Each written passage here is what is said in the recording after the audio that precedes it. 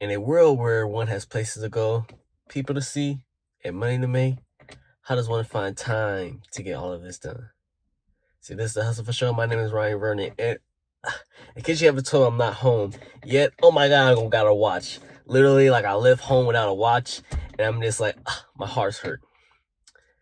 And so this is just gonna be quick because it's like I just gotta get it done. It's the 7th. You know, we post every 7th and 21st. Besides one time, miss. Sorry. Yet haven't been home to record the next episode, so you know you gotta like improvise, you know. So forgive me being in my Jeep right now. Yeah, shout out to the Jeep. Post every 7th and 21st. Right now we're focused on growth. We haven't grown that much this year, but it's still the focus. Yet talking about what is losing to the 5 E's. What are the 5 E's? That first E, I guess we'll call it ego, engineering, entrepreneurship, entertainment, and that last E, the education. Focus on the 5E. What is winning, losing? And I think about engineering. So like winning with like engineering, you know, shout out to getting the degree.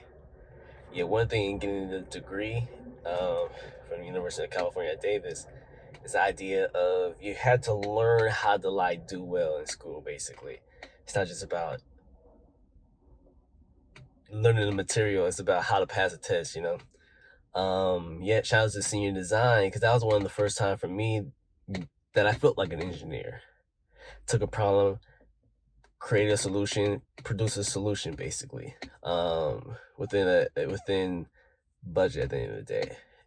And then working jobs is interesting because it's like, yeah, you go work a job and you're doing like engineering things, yet do you sign things and be like, well, we can't talk about this, that, or the other. It's not my own. And again, talking from the last episode, the ego feels good when in the way the ego takes control of things. So now I think about engineering. How do I be an engineer for myself in a way? That requires, in a way, me doing projects. And so been to a concert recently, and something that I found interesting were like the concert like wristbands. Found it really interesting because depending where you're at, they light up basically. And it's like a sync was a light to where it's like, it's not that this thing has something in it that everyone has the same light. No, something's controlling these lights. So I found the website. I'm gonna put in the link to be like, okay, this is where this comes from. But now in a way, I see it as something where it's like, well, this is kind of simple. The technology of reading the website, it's like, wait a second, that seems pretty straightforward. How do you reverse engineer this?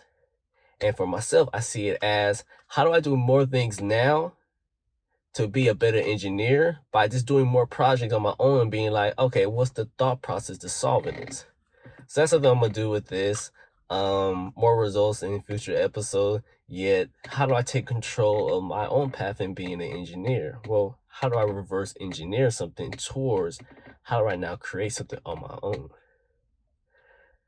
Hopefully that helps in your own path. And if you're pursuing whatever you're pursuing, I'm starting to sweat. I got places to go. But remember, y'all, keep hustling, y'all. Keep hustling. Peace.